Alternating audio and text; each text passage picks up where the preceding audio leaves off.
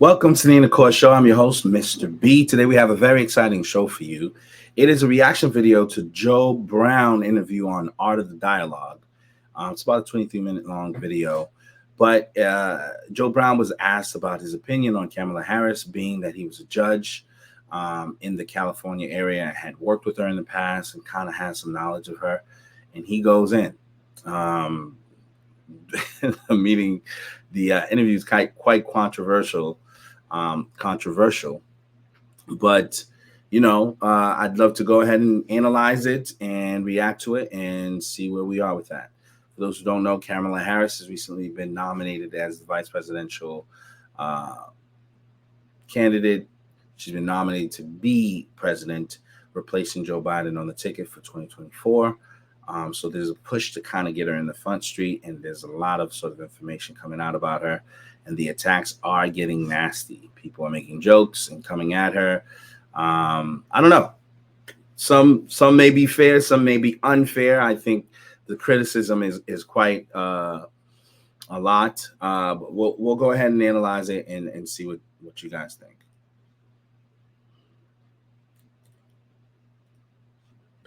How you feel about her? She's a piece of shit. I was in California. She lacked professional competence, and she worked on it by hiking up her hemline when she needed influence rather than researching.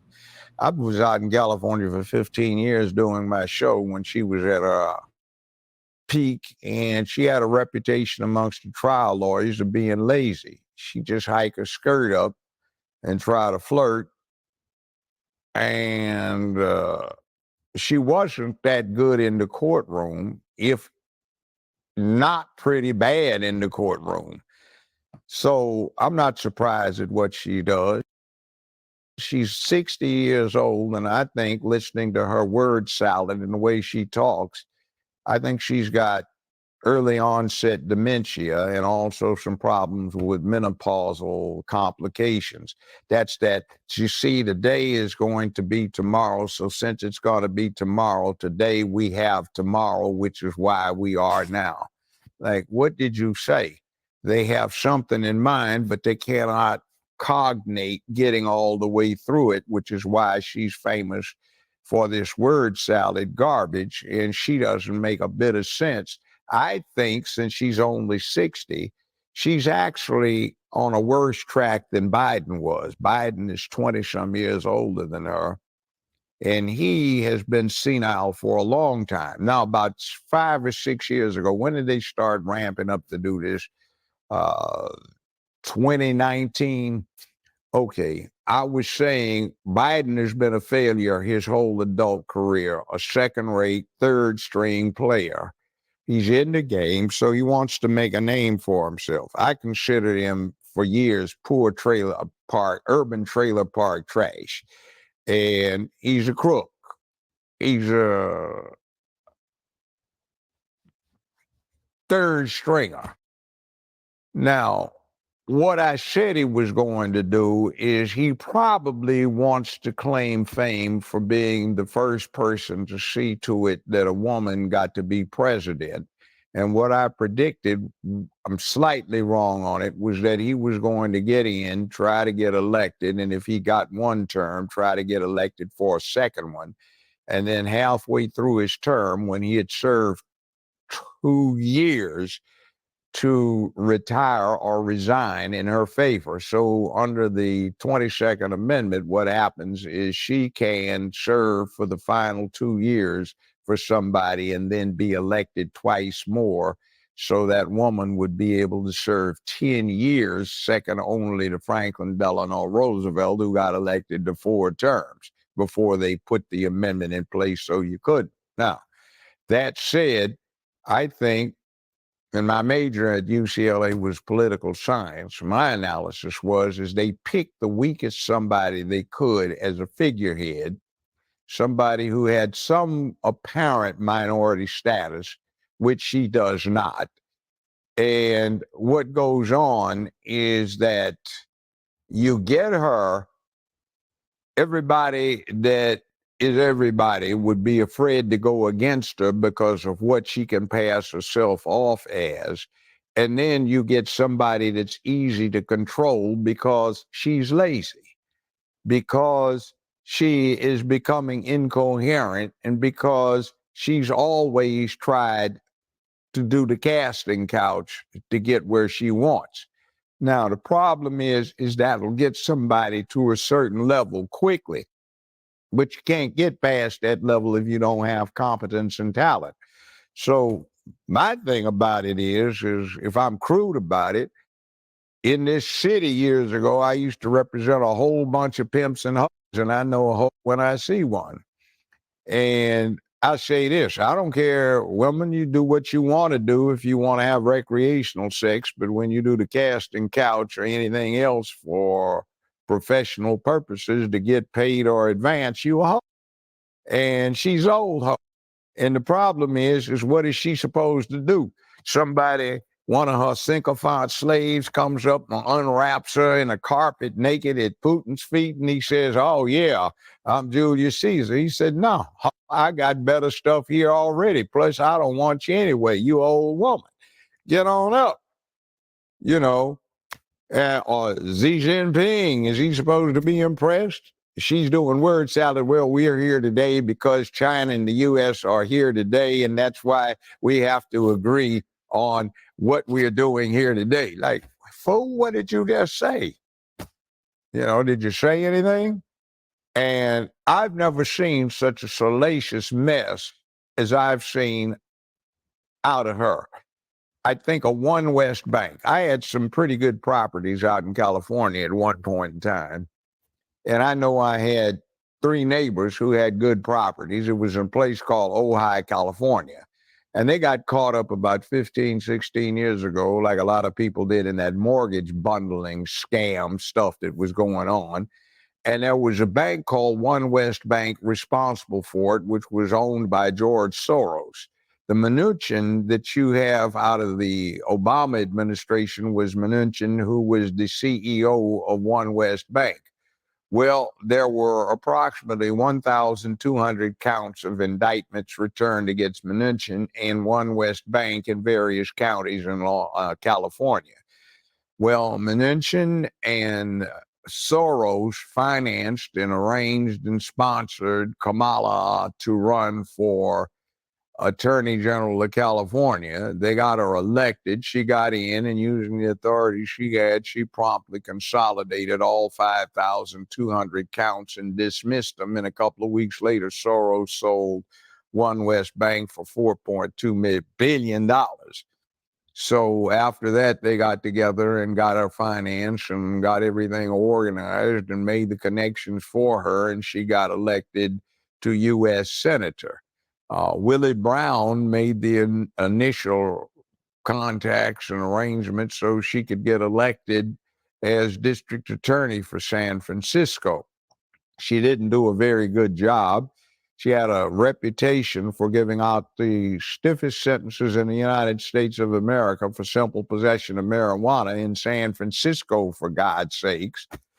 But it was only to young black men. She's not a parent, never had any children, but she went off on this campaign to lock parents up, some of whom actually were shown to have dropped their children off at the school, but they played hooky, so she was putting them in jail. I know my in-laws, now late in-laws, because they're dead, and their fine daughter that I was married to, we were divorced. She got a whole lot of money, but anyway, out of me. What wound up happening was there was a liquor store they like to patronize on the way home, and it was a good liquor store, but it got held up a lot. So Kamala's solution was not go get the crooks, but close down the liquor store so nobody would be troubled by it. See, that kind of philosophy. Or you've got the serial killer who's got 6 victims, and the families are writing protest letters to her, not hurry up and do something, not why are you giving the guy such a light deal, is why don't you let this man plead guilty to life without parole instead of delaying it for 7 years, trying to make political hay out of it. I was caught up in a thing where this woman who was supposed to be a financial specialist wound up embezzling a lot, $1.5 million from me, about 15 million from some other black celebrities. And most of it was in the San Francisco area, not LA where I was. She consolidated the cases up there in San Francisco, took 5 years to resolve it, let her plead out not the $15 million of embezzlement, but $35,000. The sentence was 5 years in the penitentiary, 4.5 years suspended, 5 years probation. The woman wound up sitting on a bench outside Sybil Branch, which is the women's detention facility in LA County, for 5.5 hours. That's all the time she served, made no restitution. And la-di-da, I'm through with it now. I don't care, on her behalf. Like, where's our money? You know, what did you do here? You didn't even consult with us. You did this on a surprise basis. There's $15 million gone. What happened? It's the kind of thing she would do, see. So it's like, that was not a good professional performance. And then she was everybody's favorite Hindu Indian prosecutor and attorney general and senator, and now she becomes black. But, you know, I met her daddy, fine gentleman, Professor Harris. And the problem with her being black is Professor Harris says he's Caucasian, mixed Irish and Hindu. He doesn't have any black ancestors, but his Irish ancestors owned a lot of slaves in Jamaica and had them to work on plantation. So if mama is on the birth certificate listed as a Caucasian, daddy says he's a Caucasian Hindu and has no black ancestors, how did she get to be black? Now, a little side story. When I had my show, let's say this has been 26 years ago, I had two beautiful women that I thought were sisters on the show. And they laughed one time when we all went to a happy hour and said, "You think we're black, don't you?" "Yeah, aren't you?" "No, we're Hindu." One of them said, "My mother's a Hindu Brahmin caste. My father was Hindu warrior caste. He took an oath to the family to protect her. They fell in love, eloped, and now we got a death warrant on us. We can't go back to India." So, yeah. And then they gave me 2 books. The guys were Hindu and they were very dark, but they cut their hair off close, grew beards, and started dressing and acting black, and they got financial aid. One of them, I think, went through medical school that way, masquerading for being black. Somebody else did it. So she went to Howard. And by the way, she told one big lie when she was talking about she got bust because of something Biden did when she was running against him. Well, the yearbook that she put out there that you can still get online from her high school in Canada shows she went from kindergarten through 12th grade in Canada, never went to school in the United States of America. She was born, by the way, in the same hospital that my ex-wife was born in, the same 12-month period. And my late mother-in-law was, in fact, a pediatric nurse in that hospital when Kamala was born. And the birth certificate that she has is interesting because the confusion comes from a mistake. On the birth certificate, it lists the mother's race as Caucasian, national origin into India, and religion Hindu. For the father, it does not list national origin. It does not list religion. It does not list anything about that. But where it says race, they put national origin in Jamaica by mistake. Now, if you've ever been to Jamaica and you go over to St. Elizabeth Parish, you see all the high, bright, and white that live in Jamaica. So I've got a good friend retired from law enforcement. He has a white wife, blonde-haired, blue eyes, but she was born in Jamaica. Her parents were born in Jamaica. One's blonde and blue-eyed. The other one's red-haired and gray-eyed. and they happen to be related to the King of England because they are aristocrats in England, but they were born in Jamaica. So if you go over there, you see people from Hong Kong, Singapore, New Zealand, Australia, Kenya, South Africa, you name it. It's part of the British Commonwealth, and nobody needed a passport, and you could just go in and out. So it's not unusual. You're not black just because you are from Jamaica, and they have a whole lot of white people that never left, and their ancestors owned a lot of slaves. The Maroons went up into the hill country and got themselves free back in the 1840s, but other than that, it is what it is in Jamaica. So just because you're from that country does not mean you are of the black race. So the problem is why don't you go get your daddy to give you an affidavit that you have a black ancestor? And since the only possible claim you have is through your great grandmother, who he says was a Hindu house servant that just happens to be swarthy, where'd you get your blackness from? See, you're faking it again. If you're a business owner, then animated explainer videos are the best way to capture attention, get more followers, and drive more sales. They're engaging to watch, super shareable, convert better, and make you feel like you're watching a Pixar movie, which is why they're used by massive brands like Google, Amazon, and Facebook.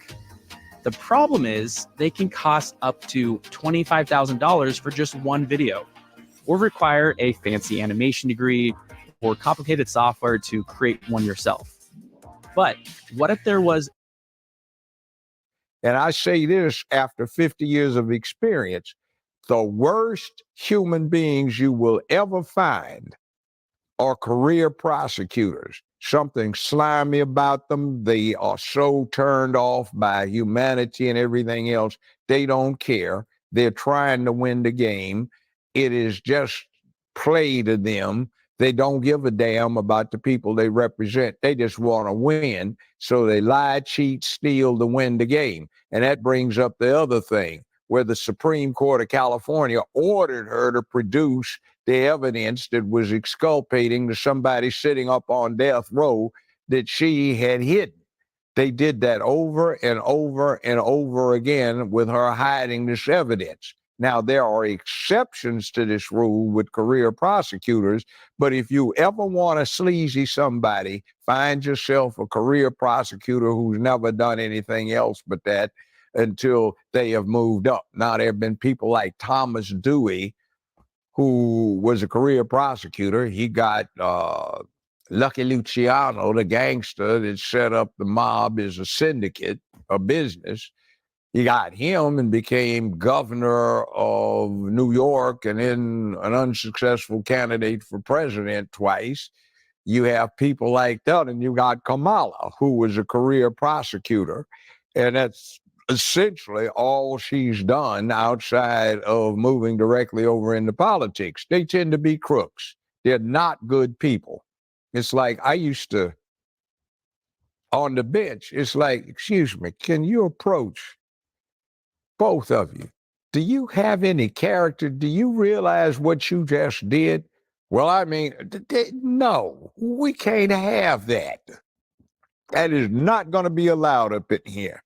You do it again, and the court's going to see to it that you get a 10-day paid vacation courtesy of the sheriff. No. See, and that's what I'm looking at. She wants to be chief administrative officer, but she's never been the boss over anything. She was nominally with the Attorney General's office, but you've got all of these egos with all of these people with doctorate of laws who've taken the bar exam, and every one of them in there could run against you in an election and be your boss, and is as qualified technically as you are to run the place. So she's never been the boss in charge of something where she dictated, because what she did in San Francisco and when she got over California is she essentially had somebody else doing it, and she was just a political figurehead. So when you come into this situation here, Putin, Russia, Ukraine, those are serious things. They have a lot of nukes. You've got Xi Jinping, and China's got one hell of a huge army, Air Force, nukes, computer systems, and so on. What is your experience in international diplomacy? You got made the representative of the country to handle the foreign affairs. You failed so badly they yanked you out when you were actually the boss in charge. The borders are. You just complete abject failure to that. Your only appearance down there was to sit in a chair in the desert while they interviewed you, trying to be cute, flashing your pearls, and you didn't do your job. So you're talking now about you want to legitimize 20 million aliens who've come in here and see that they get fast tracked so they can vote and become part of the whole process. What are you doing? Whose jobs are you taking away? What about the people that actually lined up to go through the rules? I want to become a citizen, so I take the courses. See, nobody's checking. They've got an outbreak of hepatitis. They got an outbreak of measles. HIV is ramped up. They've got all kinds of things. They've got problems with strains of tuberculosis that have no cure. So people before they come down with it, you have to put them on prophylactics for the rest of their life so they don't get a fatal illness that nobody can cure. So nobody is running the medical test. Nobody is checking to see what penitentiary they got out of. And something that is pretty real is a movie. You remember Al Pacino in Scarface? They dumped all their penitentiaries and they're over here. You got all of these Latino gangs that have now infiltrated. You've got Ukraine. You've got Gaza. You've got people that hate the fact that they don't have technology to shoot down a B-1B bomber. So what do? They just walk across the damn border. Nobody's checking them. Somebody is giving them free transportation without even vetting their luggage. And in the luggage, they have military-grade explosives, which over the last several years, I'm sure they put in various building structures, hospitals, subways, and everything else.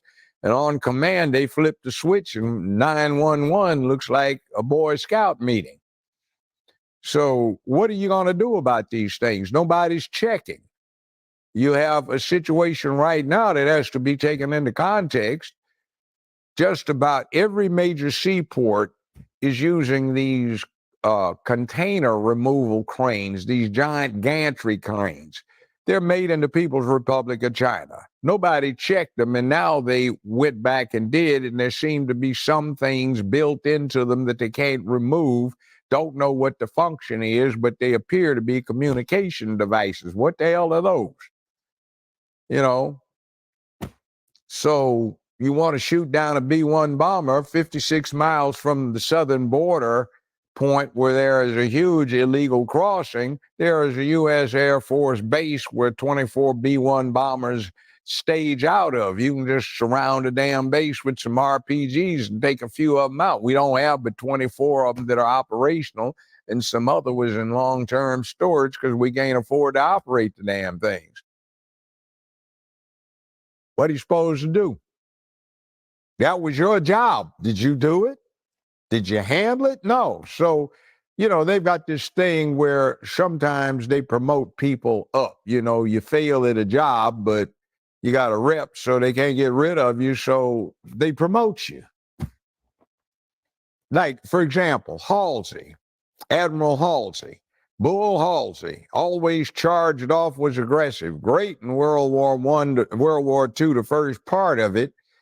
But there was a thing in the Philippines, well, not Philippines, Leyte Gulf. It was a disaster. The Japanese laid a decoy force out. He fell for the trap, took off with all of the warships, left the beaches totally unguarded, told nobody, and he should have been court-martialed. But because of his fame, they couldn't, so they wound up promoting him to 5-star admiral instead of court-martialing him and canceling him. So, they do this kind of thing. So it's not unusual. But I'm just saying, hey, if you're going to bring somebody in, bring in somebody that knows what the hell they're doing. Meanwhile, she had a little rally in Georgia. I think 86 people showed up. That was supposed to be interesting. And she had the nerve to call Vance unpatriotic. And he came back on a big time. He said, simplify, to serve, loyalty. I was in the Marine Corps over in the sand pile, and Trump took a bullet. What the hell have you done? You know, and you want to call somebody out on the subject. See, it's hypocrisy. But you see, I did this because I did what I did, and that's what I did, which is because that's why I did it. Hey, what the hell did you just say? Do you realize what you said? Do you know?